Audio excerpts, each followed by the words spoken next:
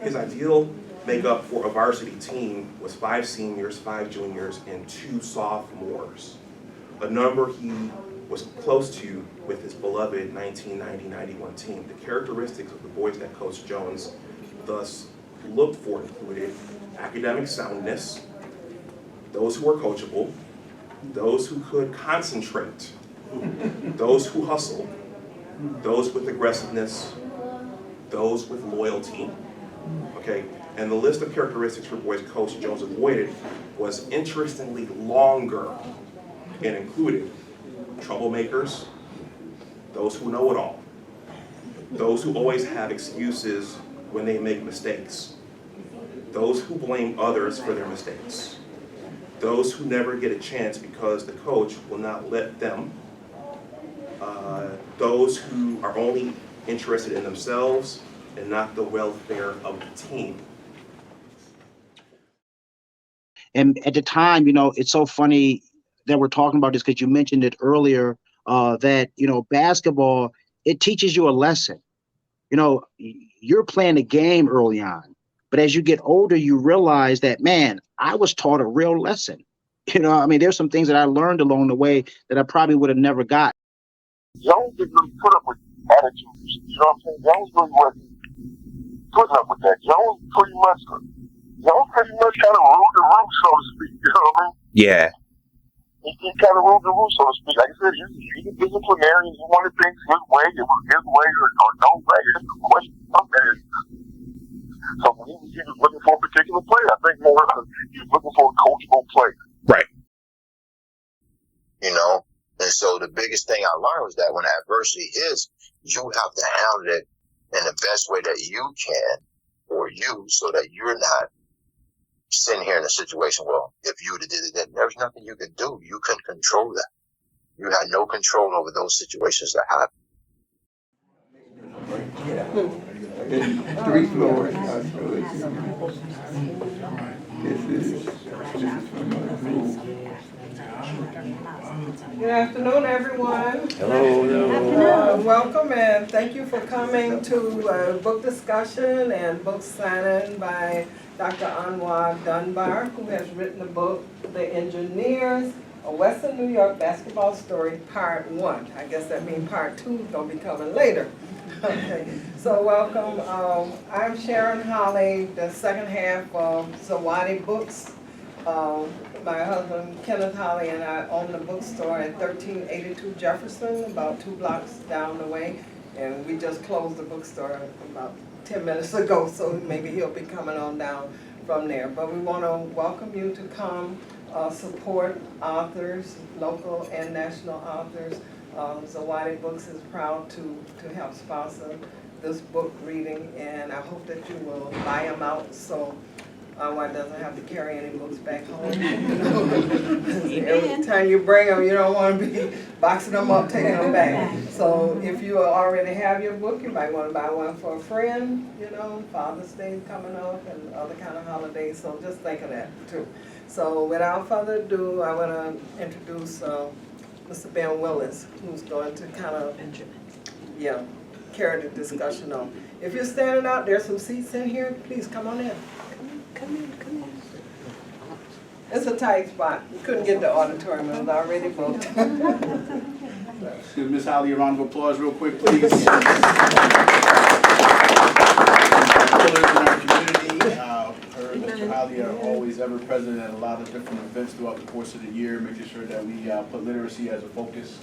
And this is one of the reasons that we're here today, to honor an author who put a lot of time and effort into his work. We just want to respect him today.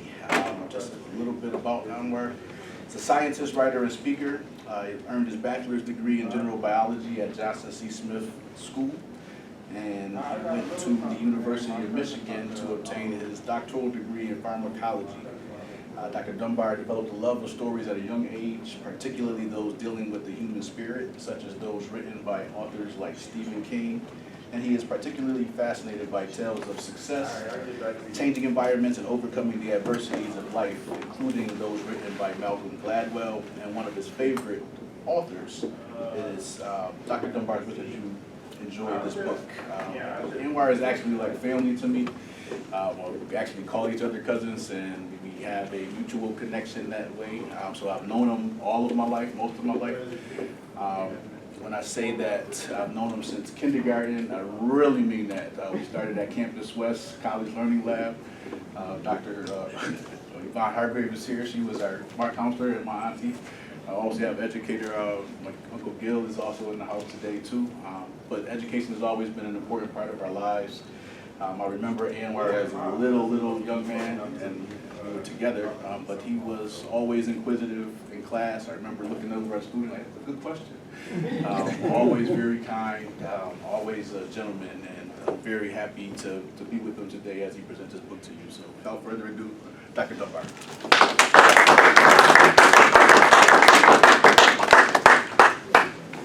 Angela, thank you for that generous introduction. Get comfortable here.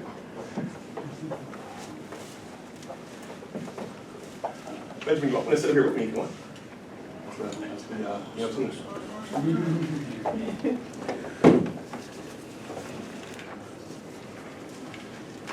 All right, so thank you everyone for coming out. This is my first time doing something like this, so it's new. I want to thank the Zawadi Books for helping helping put this together. We just met recently in December. I want to thank the Challenger and the Criterion and the Jefferson Library and Benjamin for moderating this.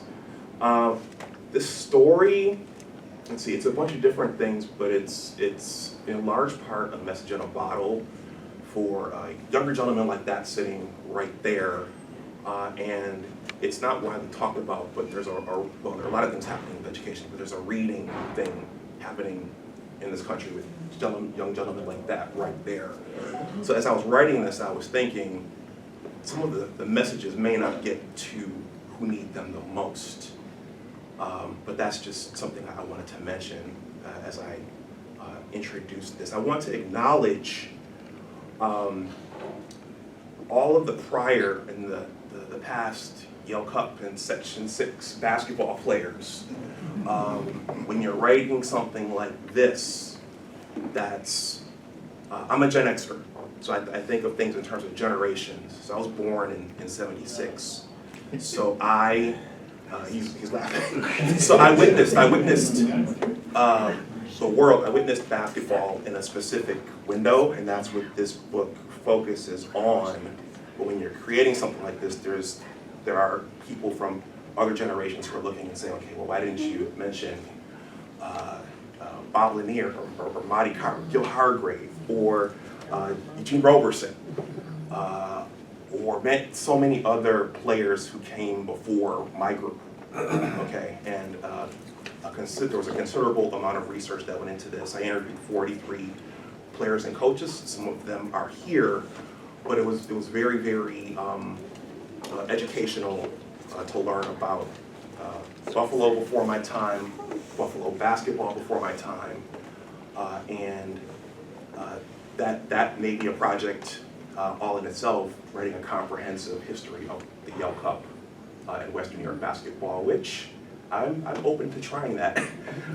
So I've already started that, but the story is focused on a specific thing. This area has produced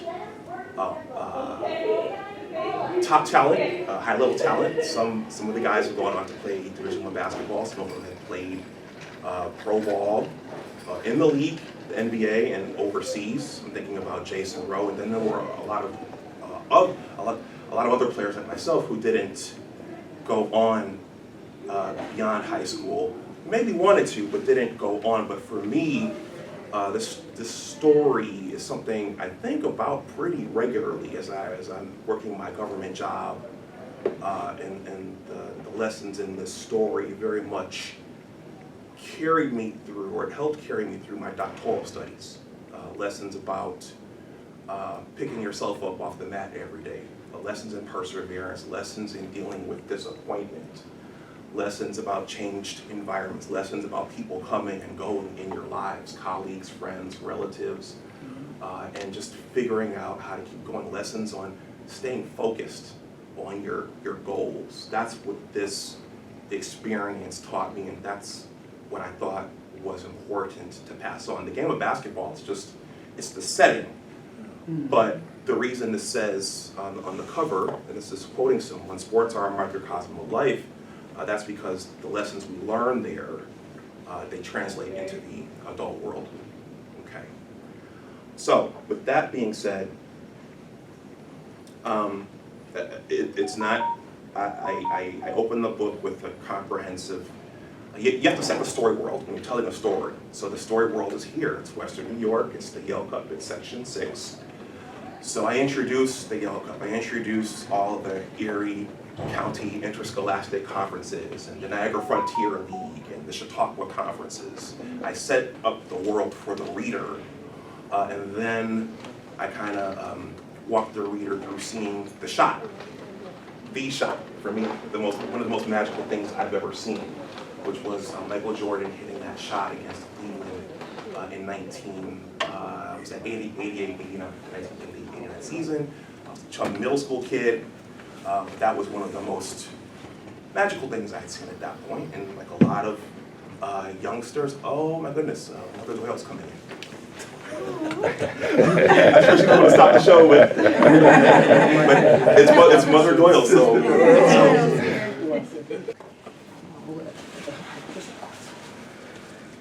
Sorry to interrupt you. No, I'm sorry. Not at all. No. Not at all. No. And When royalty walks in, you have to stop.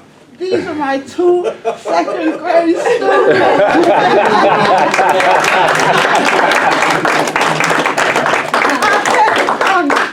Rain or no rain.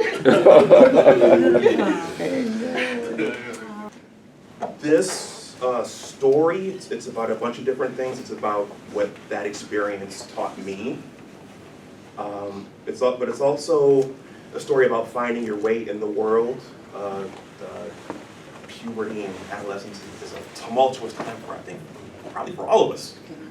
But it was about finding your way in the world. That's what that experience taught me. It's what I call a Gladwellian story. One of my favorite authors is Malcolm Gladwell, who writes a lot of books about unpacking things, why people are successful, why they're not, what made the successful, what set the stage for people to be successful, what environments went into those people being successful.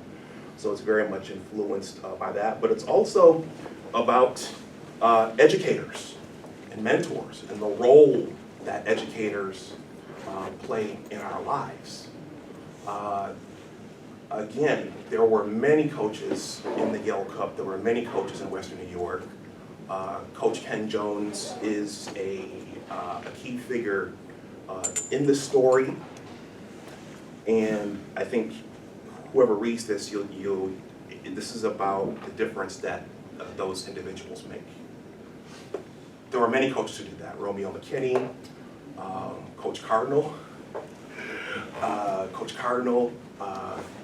Bob Mitchell, Coach Ken Pope.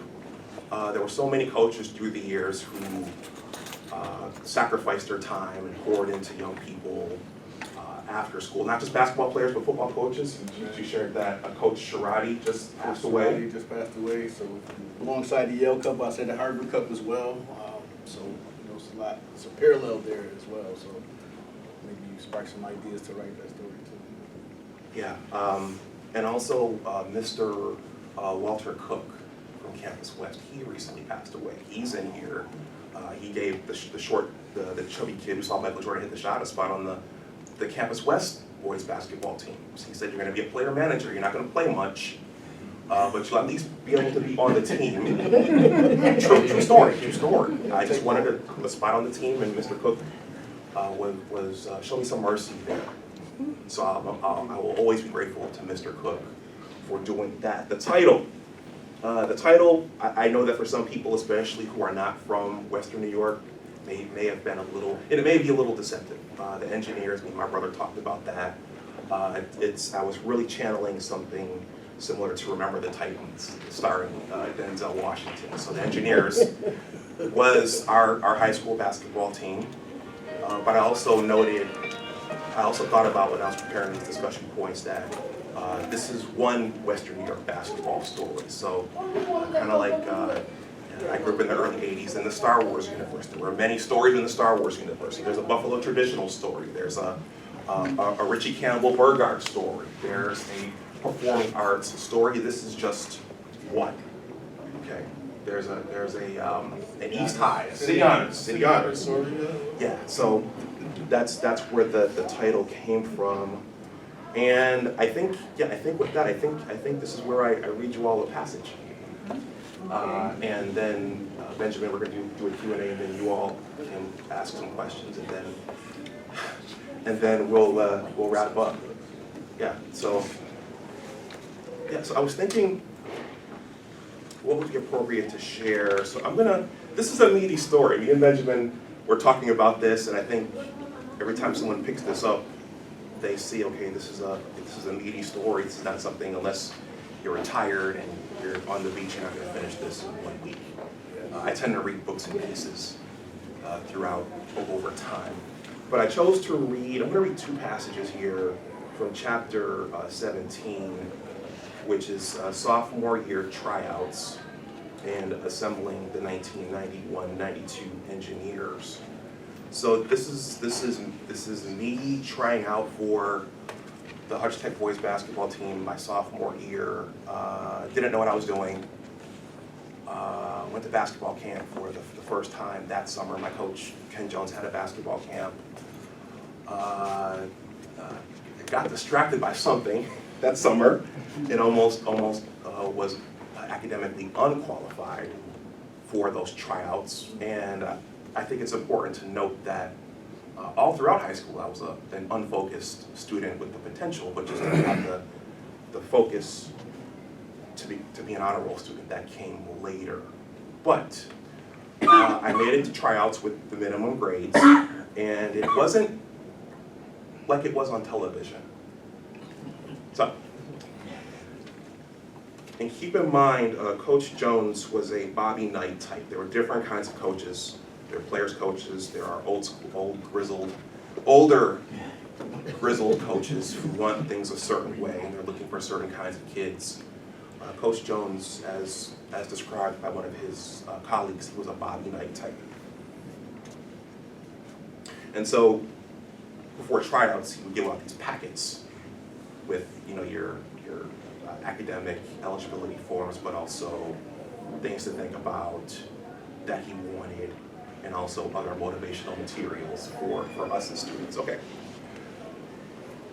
There were more pages in the packet.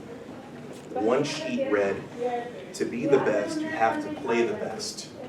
It had the graphics of the same player dunking the basketball copied several times on the page. Another page had a copy of a varsity letter T. On the upper part of the T, it said Yale Cup horizontally, and then champs spelled out vertically. So the previous year, my freshman year, they had won the Yale Cup 13-0. That was a big deal as a freshman. That's when they won the section, the Class B section. Below that, on the lower part of the T, was a basketball with 90 up to the right and 91 to the left. On another page with the same four digital players, there were statements that read, the will to win is not enough, and below that, if you are not willing to prepare to win. Okay. An article was photocopied on the next page entitled, "The Joy of Victory is Why Sports Exist," written by Jeff Riggenbach from USA Today. It discussed how the desire to win is what makes sports fun and what kids learn from competition. On the next page, Coach Jones typed, "One person can make the difference, and every person should try." The final two pages were titled, in all capital letters, "Picking the Team," which consisted of an exhaustive description of how Coach Jones would pick the team and the ideal makeup of the team. Coach Jones meticulously listed the attributes of the kinds of boys he was looking for, and finally, the kinds of boys he didn't want. It was like a job description. His ideal make up for a varsity team was 5 seniors, 5 juniors, and 2 sophomores, a number he was close to with his beloved 1990-91 team. The characteristics of the boys that Coach Jones thus looked for included academic soundness, those who were coachable, those who could concentrate, those who hustled, those with aggressiveness, those with loyalty. Okay, and the list of characteristics for boys Coach Jones avoided was interestingly longer and included troublemakers, those who know it all, those who always have excuses when they make mistakes, those who blame others for their mistakes, those who never get a chance because the coach will not let them, those who are only interested in themselves and not the welfare of the team, those who quit on themselves, those who are habitual hypochondriacs, those who are losers, those who are unable to get along with the other players or the coach on and off the court. Man, a couple of things stood out to me about Coach Jones' criteria for the boys he looked for. He clearly stated that being on the team the previous year was not a guarantee for making the current roster. Also, tryouts were a game of war where the hungry ones made the team. Furthermore, making the team was simply the threshold that each player had to continue to work. Finally, he rated loyalty highly. That is, he would keep a kid who was less talented, but who was loyal over a more talented kid he deemed not loyal. It wasn't all about talent, it seemed. Okay, I think I'll stop there. I don't want to read you guys to death. Unless you want to hear the second part. No, that's why we bought the book. Okay. There you go. There you go. Give a round of applause real quick.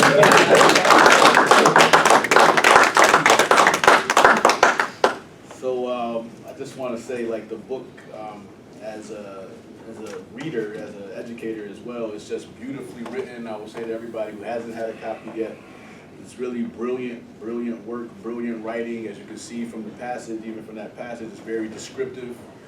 The language, you know, I know it's a good book, but I got to look a word up. So Anwar is definitely a linguist. And, you know, our first question, as we just want to jump into the interview portion of today's presentation, as a scientist, how did you begin writing? Wow, so that's a good question. Writing is an integral part of science, and it's no matter which part of it you do, whether it's engineering or pharmacology, writing is involved, and that's important for individuals like this young man here who might want to get into that field. Writing is an essential part of that. But I was also, for most of my life, I've been journaling and writing pretty regularly. So I always found writing to be fun, and we had lots of books in the house, so I was always reading. What motivated you to write this book, even though you didn't go on to play basketball after graduating from Hedge Tech? You know, so what was the motivation behind the text? Well, this was a good time. I just that's one of the things I thought about when I was writing this was you know, seeing the shot and getting caught up in the craze of the NBA at that time. I don't know if it's like it is today, like it was in that particular post Magic Larry Michael era, but there was just something very magical about that time. Then seeing our varsity team have their success, and then wanting to do that, and then seeing what actually went into that, and then experiencing some of the ups and downs of athletics and life. Again, those are lessons that went with me through my education, my doctoral studies, and even into my career right now, and even into life itself. You interview 43 players and coaches. If anybody knows anything about qualitative research, you know, interviewing 43 people, that's a lot. It takes a lot of time and a lot of dedication, a lot of commitment. Why did you choose this approach, and were there specific individuals that you were targeting? Well, I thought it was, there are a couple things there. When you write something like this, you know, I didn't play after high school, so there's an aspect of needing to legitimize what you're doing. So when I was finally able to track down Jason Rowe, that was huge because everybody knows Jason Rowe, and everybody knows Damian Foster, everybody knows Timmy Wynn and Carlos Bradbury. But I also wanted to hear what their experiences were like, and to see what it was like to play at Buffalo Traditional in LaSalle, and Bennett and City Honors. And while some guys went far with the game and some guys stopped early or just after high school, there were a lot of overlapping themes. I think pretty much everybody ran into some form of adversity, Right. whether it was in high school or afterwards. So life happens to everybody, and it happened to everybody. So I think I really wanted to know what it was like for them at other schools, and I wanted to see what the similarities and the differences were. What did you learn from those discussions? Well, as I just described, everybody ran into some form of adversity at some point. I learned what it was like to play for Coach Cardinal and Coach Mitchell, Coach Monty from the Niagara Frontier League, Coach Fran from City Honors. Who were some of the other Yale Cup players that George Gales, I learned what it was like to play for Veronica. So I really got to hear what it was like in those gyms and compare it to what we experienced. But also, there were some kids who were born into basketball families. Okay, Jason was born into a basketball family. Carlos Bradbury from LaSalle, he was born into a basketball family. And then even the basketball experience in Niagara Falls was very different than it was in Buffalo. It was like a small village. It's a smaller city, so it was like a small village where these kids were training at the boys club and the YMCA. That team always seemed to be nice too. And that was a secret to why LaSalle was as good as it was all the time, because they all had to do the work, but there was a pipeline set up, a nice pipeline there that was feeding LaSalle. And Coach Monty just had to coach them. He didn't have to teach them how to bounce a basketball. He had to teach them how to play against the zone and how to run his flex offense. So I really got to see what it was like for the other guys in my era, but also something else that was interesting to me since Hutch Tech won the Yale Cup and the Class B sectional. The Yale Cup wasn't always represented in Section 6, as my cousin Coach Phil Richardson said. The Yale Cup didn't always play in Section 6 after Yale Cup play, which I thought was, because all I knew was the Yale Cup teams being able to compete in the Class A, B, and C sectionals, but he said no, we had a 14 playoff, and then we got ready for baseball and track and field. So a lot of guys missed out on the potential to go out to Glens Falls from those generations. Yeah, it took football a little bit longer too to catch up to and actually be able to play in Section 6. We know this is a basketball story, but it seemed to be saying some other things beyond like the gyms and the hardwood. Why did you structure the story in this manner, and what did you want the readers to look into as a part of the journey? Well, the way I wrote this, one of the things, again, it's a story of a kid kind of finding his way around, figuring out how to be a student, figuring out how to be a basketball player, trying to put everything together, and struggling at times. And the other thing I realized as I worked on this is I might not have played at some of the other Yale Cup schools. Okay, Coach Jones, he was looking for a certain kind of kid, personality-wise. Depending upon the coach, they were taking the most talented kids.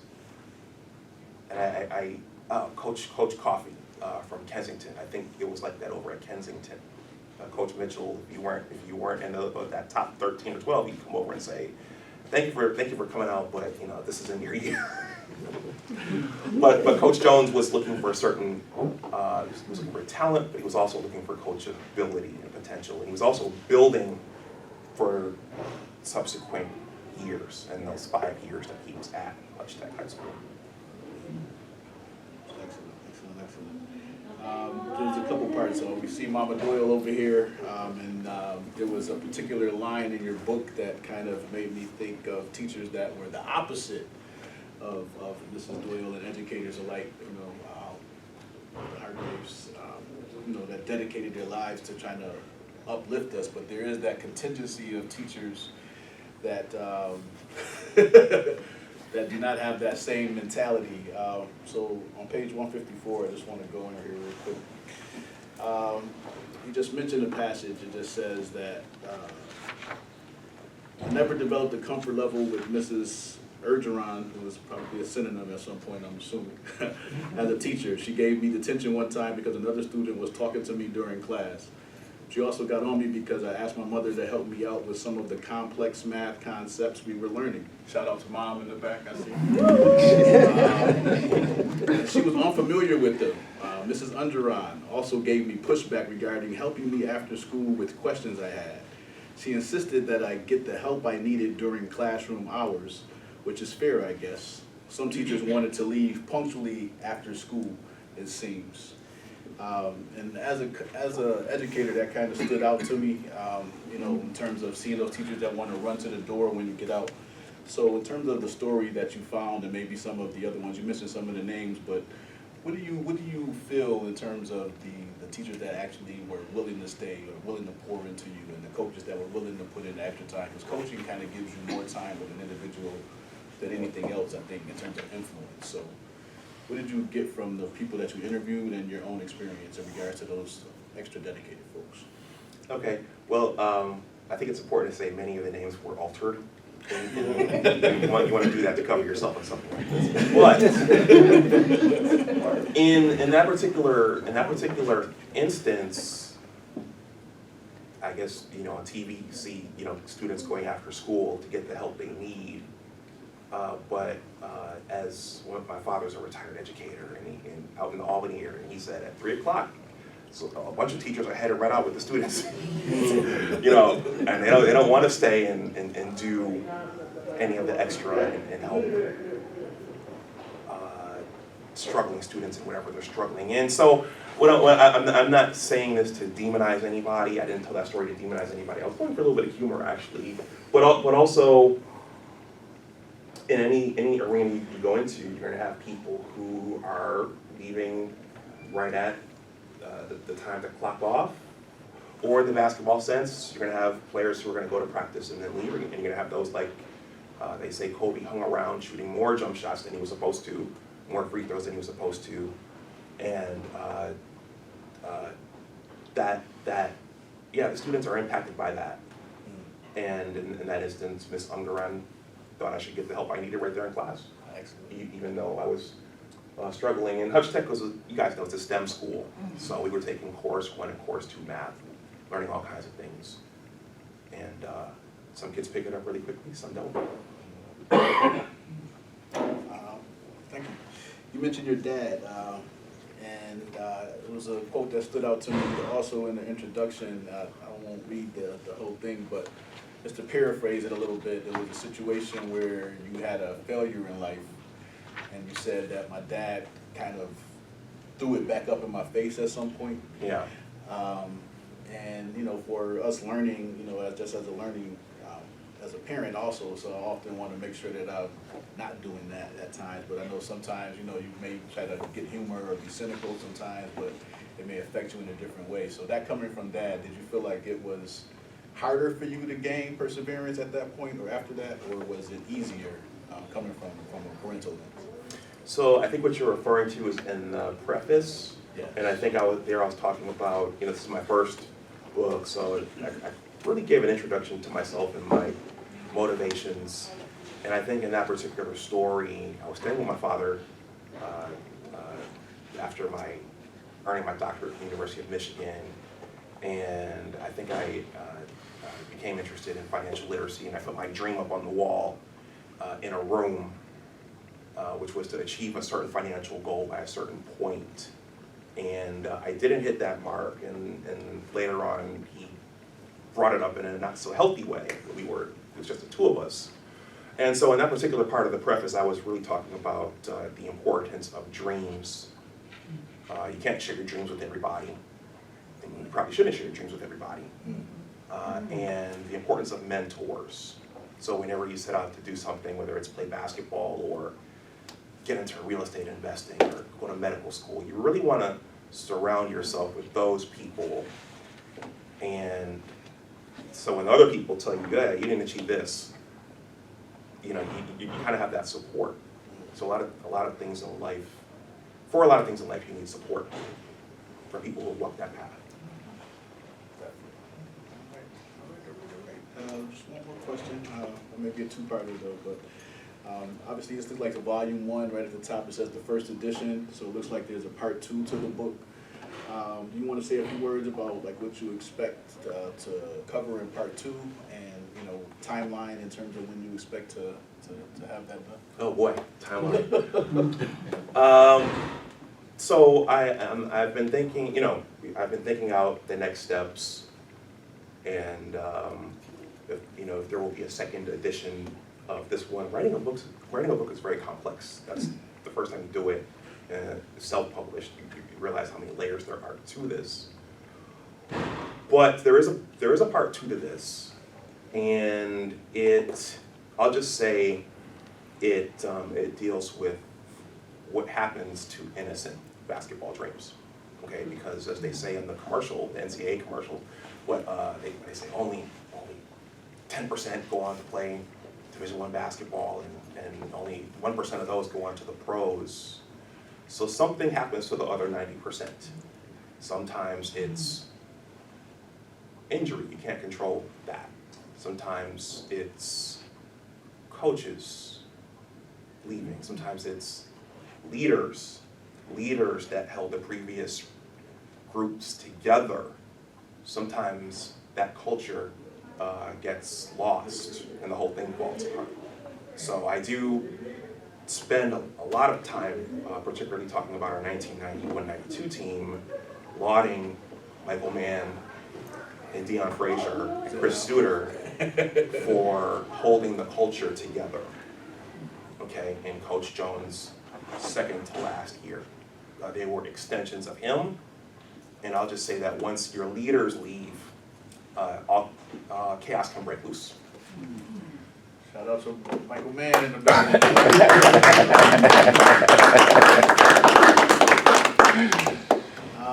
That's all the questions that I have for today. But just if you want to, before we break or ask any questions from the audience, just any key takeaways or key points that you want, that you want to leave us with before we. Well, I'll just say that the themes described in this work, we're at an interesting time.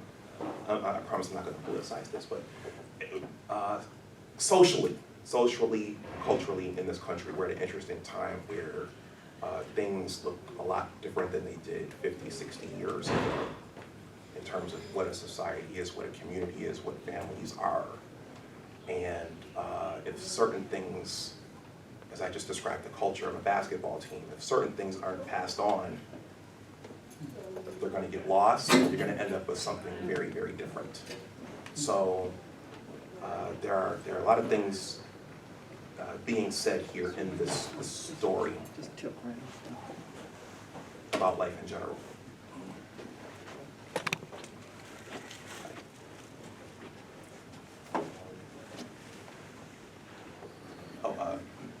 Ms. Banks, the challengers here. Lisa. Mr. Holly.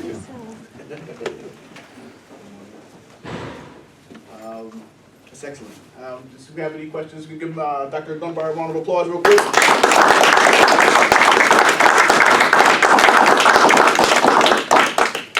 Just a valiant effort, man, and commitment is definitely in between the pages of the book. So hopefully my son, maybe can read it together a little bit. I'm trying to do a little bit more. You know what I'm saying? I've attempted a couple times, and I haven't been successful in getting through the whole thing, so maybe this is one that we can do that with.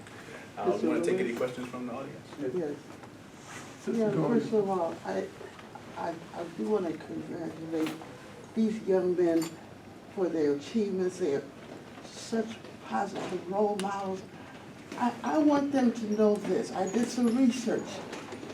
In that second grade classroom that they were a member of, I found out that over 90% of those students turned out to be successful lawyers, doctors, two authors, poets. I'm trying to figure it out. What was it about that second grade classroom that I taught?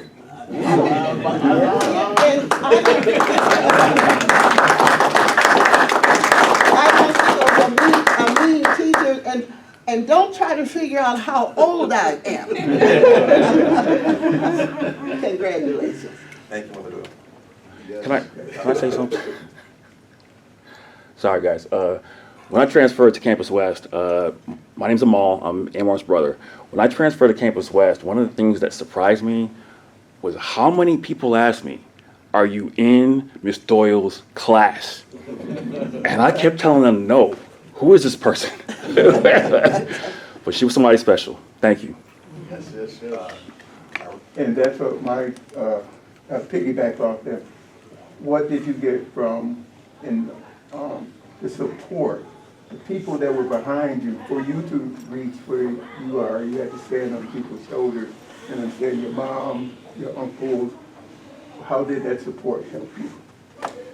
Yeah, that's a good question, Ira. I think in my home, and that's another lesson from this, is everybody's home was different. I did discuss here that there was a lot of love at home, but there were values, life values and work ethic instilled by my mother, and a mentality of following the rules and doing things right. Why are you laughing? I'm looking at the pride in her face. Okay. Oh, okay. You don't make me cry. Just don't do what you say. Yeah, following the rules, doing things right, crossing all the T's, dotting all the I's, and that's very important. In competition, you have to pick up some other tools, though. You have to learn how to be a little chip on your shoulder, be a little nasty, and when someone shoves you when the ref isn't looking, you have to straighten up your back, and do you shove him back, or do you shove him when the ref isn't looking? So you have to learn how to compete and develop a level of toughness as well. So there were some critical pieces that were laid down, some of which I didn't understand. I didn't like, mowing the grass and taking out the garbage and washing the dishes, but that taught a lot of structure.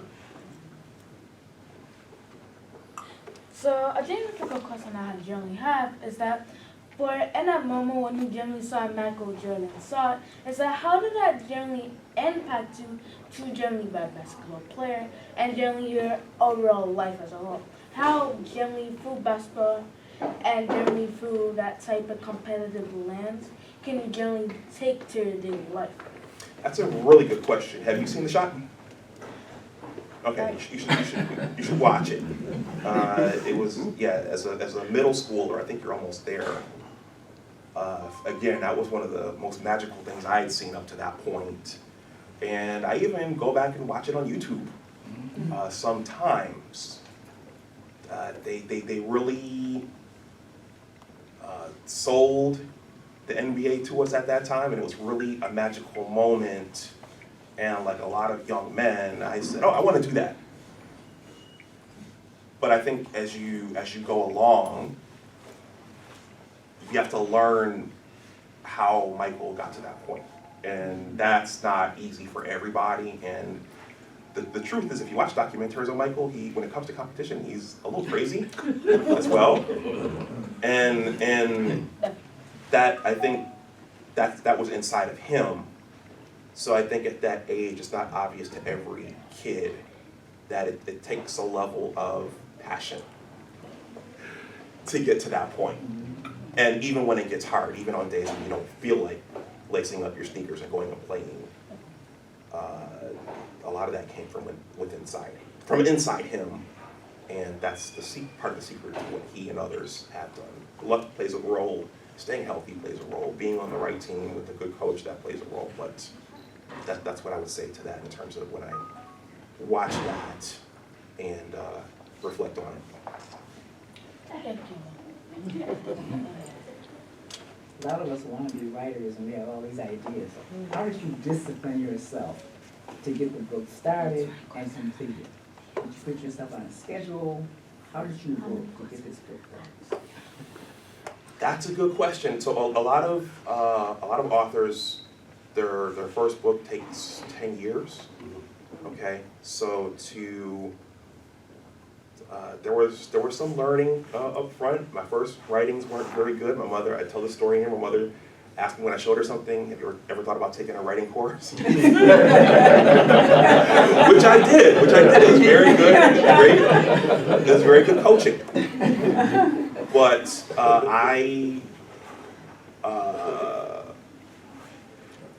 being able to persevere and stick to something, I think I had those tools naturally.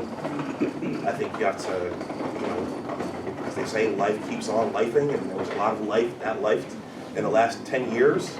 So you have to persevere and keep going and set your eyes on that goal. And people remember when you say you're going to do something, and they remember when you don't finish it, and they remember when you finish it. And so you have to, your why really, really matters. I think that's something I probably learned from Michael Jordan too, is that what's your motivation? And I didn't want to be one of those people who said they were going to do something and didn't do it. Anwar, first I apologize for being late. I'm sure you probably remember, I'm Coach Jones's oldest son. Lee! Yes. I know. Very good. I wouldn't have missed it. I get sorry I'm going late, but first off, I want to throw a lot of praise your way, because my father really appreciated you. He respected you, he appreciated you, but what I want to know is, while you were there, how tough was he at it? Because he was a tough SOB. And so, I mean, how did that aspect not drive you away? And also, because I know you mentioned a lot in the book. Yeah, and I might even pass the mic to Michael Mann for a moment as well, but it for me, it wasn't, he wasn't a tough SOB to me. It was more, he's more like, became like a grandfatherly figure, and I was a part of his family, his basketball family, and he treated a lot of us like his sons, like you guys. And so for me, it wasn't that way. And as you asked me that, I was thinking about our next coach. When your father coached me, it hit differently than the way the next coach, I felt he was just yelling at me. I felt he didn't like me. But when your father coached me and motivated me, it made me try harder.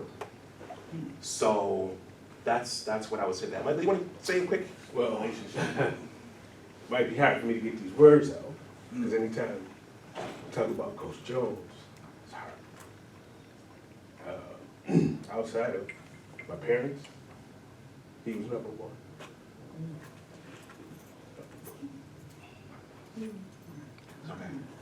Yeah, I was just, my thing was that he was very tough on me. And I'm a better person because of that. But it might have played a little part with me as not going as far as I wanted to in basketball. I'm very knowledgeable on the game. I mean, it's almost like that was a DNA thing in him. But he was almost in a little bit living his life through me. But We talked about that a little bit, like some of the other comments that were in Anwar's book, you know, when we talk about the dynamic between parents, you know, and how that parental relationship has a different impact than when you have your mentors. So for instance, my uncle could say something to me in a different way than my dad could, even though they may be saying the same thing, but I may receive it better from uncle. So like in that situation, I feel like, you know, your dad is your father, your perspective is different, you know, versus the players. Like you can see how, you know, like Lance, like that was the next person up. Yeah. So when you're coaching, I think that's the dynamic. And the same thing with teachers in the classroom as well. I feel like it's the same thing. So, you know, they have a different way of affecting you. When well, I the was relationship is happy to see that his love of the game, of students of the game, was passed on. And I was really touched when Anwar gave the eulogy at my father's funeral. And it was one of the loveliest things I've ever heard. And I always will be deeply respectful in your trust for all of that. Well, Lee, I appreciate you coming. I will say that I could see, I know how much he loved the game, and you being the oldest of his children, I could see that being difficult. But I will say this, before, one of the things he would say to me before he passed away was, you know, if I could go back, I'd be just as demanding but more understanding. And it may seem like once you get old enough, and I say in my case, mature enough, and that might not have been until I was 20, or, you know, and that, then all of a sudden, oh, I'm not as smart as I think I was. And then the respect for how smart other people are, and he was very, and from reading in the book, you are to be congratulated first off, for your dedication, but your aspiration for knowledge, education, and because when everything boils down to it, besides how good of a person are, knowledge is power, and you have the power. Thank you. I'll just say that one of my regrets is that he didn't get to see the finished product. He did ask me, you know, when's that? We can finish with that book. We can finish with that book. It takes time with a day job and life happening, but certainly I don't want to give away part two. I was crushed when he stepped down. That was hard. Yeah, question in the back. Oh, yes. Hi, I'm Anwar's cousin, and I just wanted to know what inspired you. I know the experiences and the lessons that was learned, but what inspired you to, like you said, complete the book and to write the book and to share it with everyone in the world, your experiences and your knowledge of the game? Well, first off, since you ended the question with that, the game has changed quite a bit. So I know a little bit of something, but I think the entire journey, I think it's worth passing on.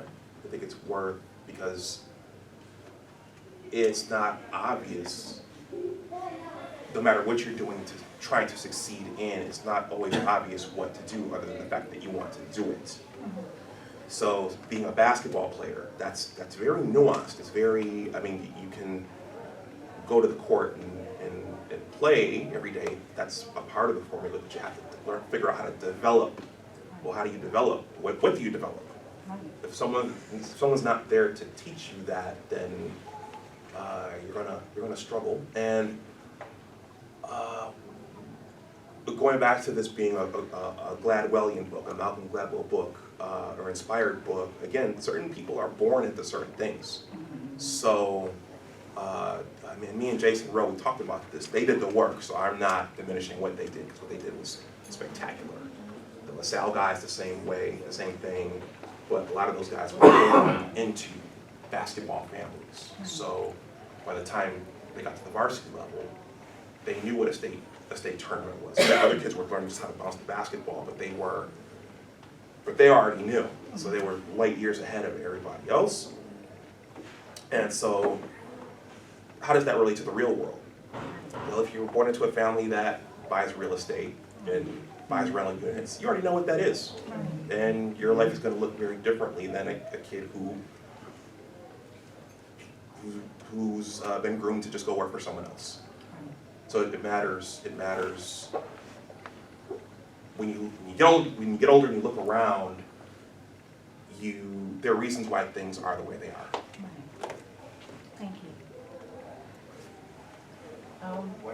During the process of you writing this book, can you share some of the challenges that you had to face?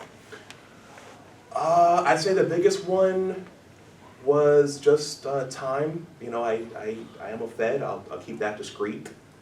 But time, staying motivated, and actually in the beginning, when I list out the guys, the 43 players and coaches that I interviewed, I actually thanked them, because each time I talked to them, they all said, okay, hey, this is good what you're doing. We appreciate you. I appreciate you wanting to hear my story. And so each of those guys helped keep me going. Curtis Brooks, Quincy Lee, Chuck Thompson, Pep, they all, you know, all those words of encouragement at the end, that helped to keep me going. I knew it was worthwhile when they said, yeah, this is worth telling. Thank you for talking to us. And yeah. My wife is an engineer too. Yeah, she is. She was in the same with Brooks and Skillen. It's the second best school in the city. Second best.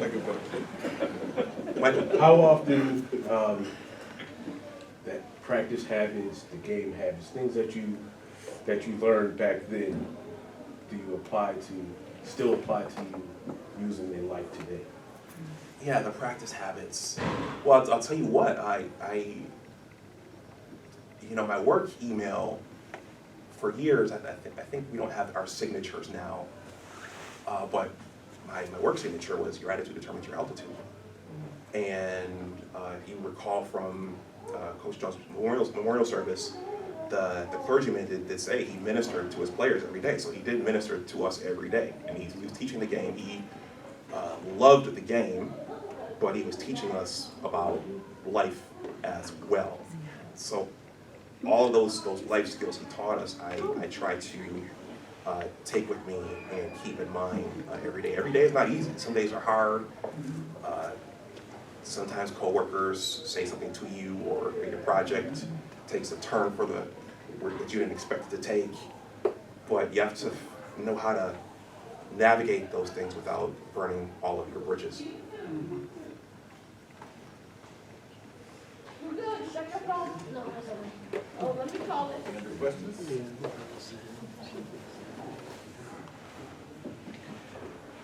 It's not a question, but I couldn't let this event go by without saying something in terms of my the pride that I'm feeling right now in my son. I know how hard he worked on this project and how long he worked on the project. And I would have asked him myself, is, you know, when are you going to finish the book? Is the book finished? He traveled all over the country to get interviews with his former classmates, different coaches. He was very thorough, and it is such an accomplishment, I think, for a young, black male. My hope and dream is that younger black men read this book, because it's full of guidance, it's got humor, and life lessons that they can learn. So if you know any young men, this will be an excellent tool for them. And I'm so proud of your son. This worked out very well.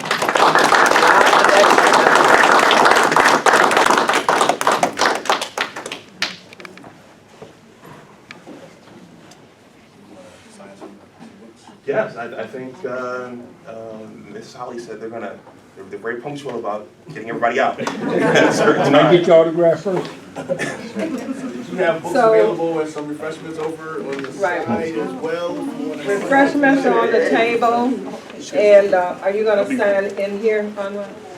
Are you gonna sign? I'm gonna go out to the. Okay, and he's gonna sign the book at the table.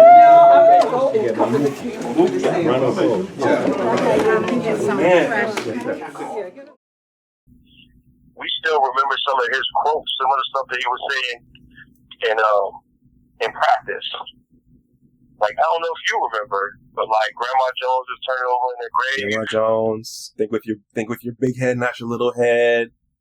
Beef. Yeah, beef. Gotta go where you don't want to go. You know we don't go to get Where you want to go.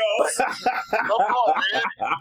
You telling me that's not a life lesson? Like, come on. That's right, man. That's right. Yeah, she's moving from here to one. Good luck. One more. All right, one more.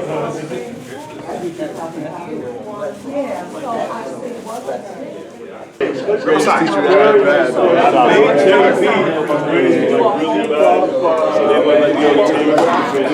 Okay.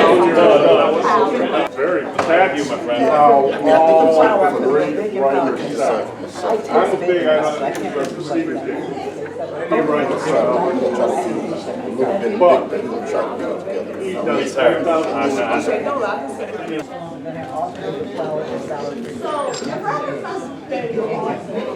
okay, all right. Sign. Yeah, but I was at City Irish during those years. Oh, they're around the same year.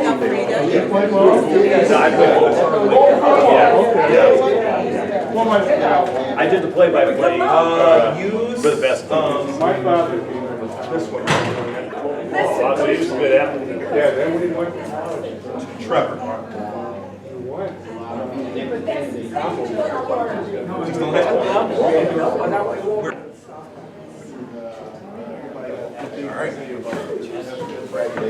Thank you, Teddy. Thank you for all you did, man. You are letting me talk. I think it's good to see you, right? Yeah, I'm Peter Sauer. And Yes. You know, heard a lot about Ben and I went to high school together. oh, really? We were a little bit of. All right, so you were in there with Nelms and Carlos Camp. Yes. My brother was in that class, same class with those guys. Okay. So they were, I was a couple years older.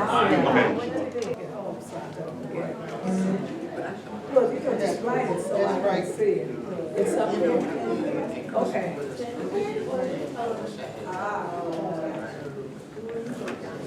There you go. Thank you. Bought the hard, I got the soft cover. Yes. And I bought the hardcover. Just, and that's why. The other one I got sticky notes in it. Oh, do you? Yeah, I've been jumping back and forth. It's not a book you have to read in order, which I really like. Because you can skip different parts and then you can tie it in. I found that interesting because a lot of, like, I'll read 2 or 3 different books at a day. Yes. Kind of start one, go to another one, come back, and then if it's completely bad, then I just leave it alone. But then I'll go back and forth, and I like my movies the same way. I like something that jumps around all over the place, and you have to tie it together. Okay. So I found that interesting. Okay. You're the first one to say that. So this is right up there with about 100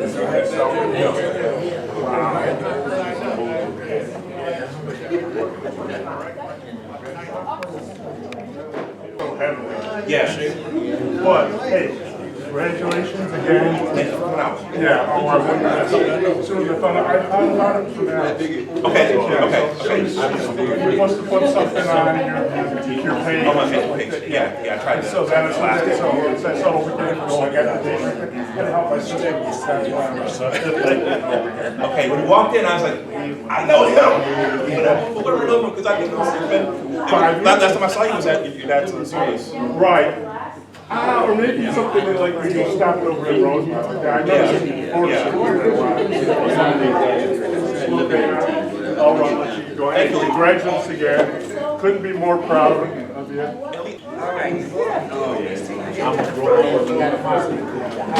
Oh, you get your own dinner? Almost there.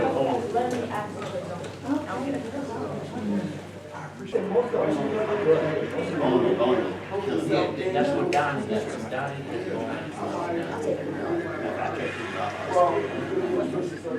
Headshots for people? I could. Yeah. So, yeah. But that's what you do, that's your profession. Okay. Good, cuz yourself? Working hard.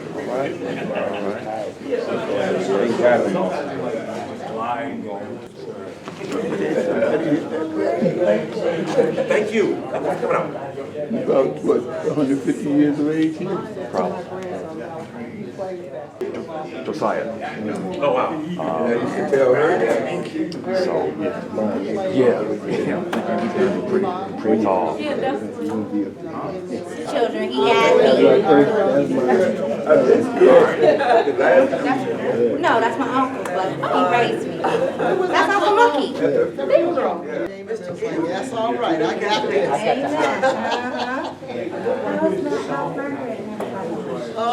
Maggie's okay, she's down south, she called every once in a while. You're there if you're not here. It don't mean no harm, but. Because the last time she was here, she was here for 67, and that's going on.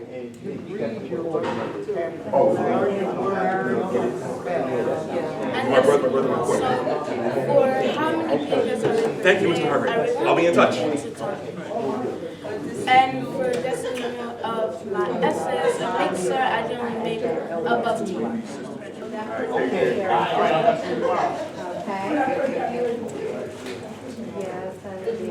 So is Malachi my cousin? Yes. Okay. Thank you. It's not Malachi. Okay. Take care of yourself. I know you're thinking a little Malachi. All right. How's it going? What's going on?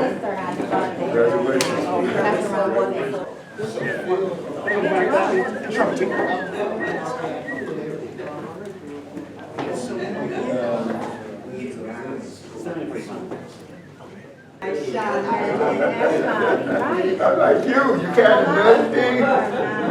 We ain't gonna be here forever. Hey man, I appreciate you. Yeah, let's get a picture of my phone.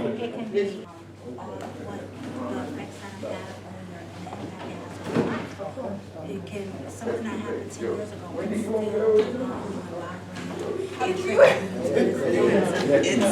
You made all this possible.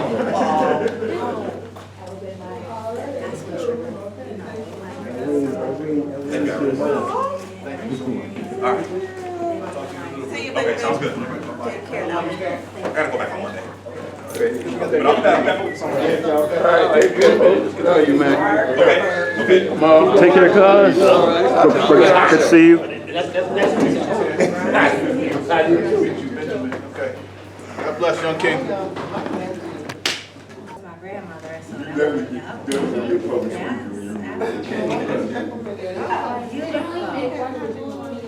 No, I read. Get good grades. You don't want to get good grades. You got to enjoy it a little bit. Oh, no, it's not just minutes, because that's just big. But I'm thinking about overall, Warrington from my education in college. You been here all day holding your cousin down? I don't know. You been here all day holding your cousin down? Mookie, That's all right. did you get a book? He looks like my father.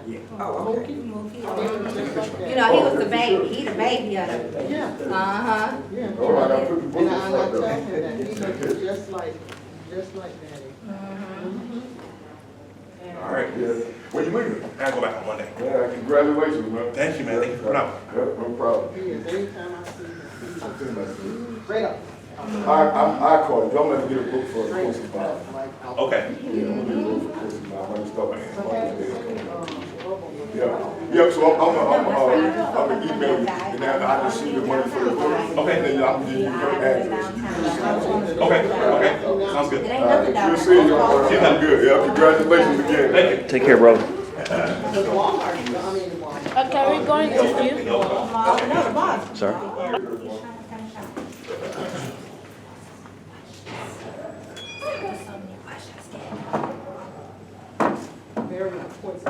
Oh, yeah, every question, Al, very. You got a question for everything. Hey, Right here, I'm about to step outside. Miss here. Actually, put a doctor here to say she got her PhD, so I gotta give her her props. Put the doctor here to say. Nice. That's right. Impressive. Yeah. Yep, she was like, so she got it, she was like, maybe. All right, thanks, appreciate you. Appreciate you. Take care now. Yeah, you too, thank you. Welcome. That's my notes and stuff. Oh, okay. You want to take this, or you want me to hold on to that? Pages. Coverage, 300 pages. more coverage in the Challenger. Tomorrow, take a picture of me and my brother. Oh, yes, I will. Absolutely, I get to get the bros.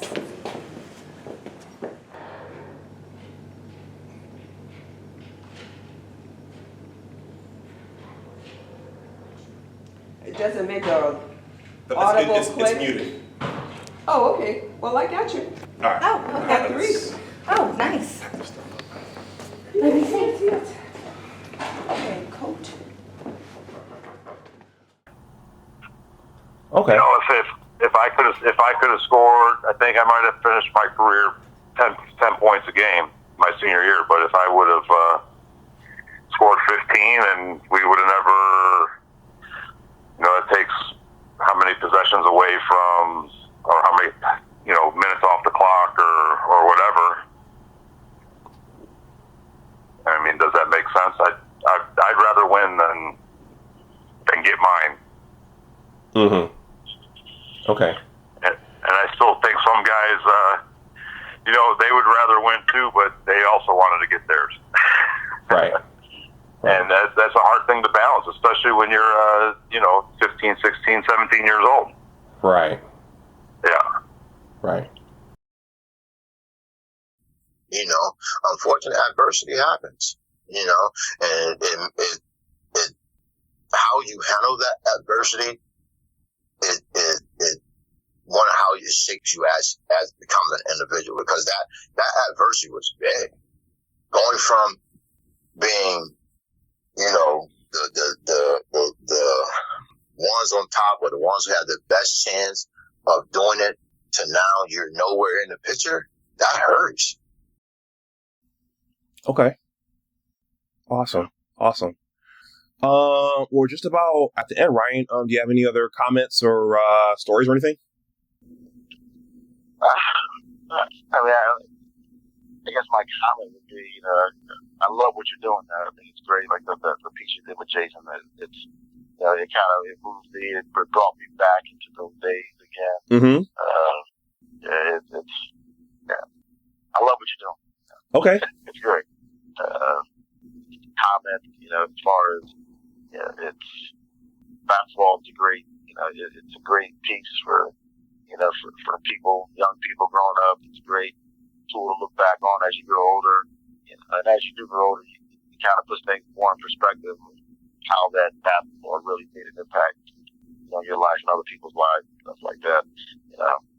It's, like I said, it can be a foundation, and for most people it is the foundation, if you really sit back and look at it and actually, you dig deep enough, it's a good foundation.